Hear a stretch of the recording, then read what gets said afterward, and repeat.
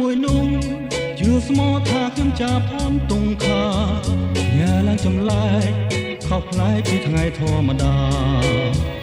ក្នុងដួងចិនមានសេរី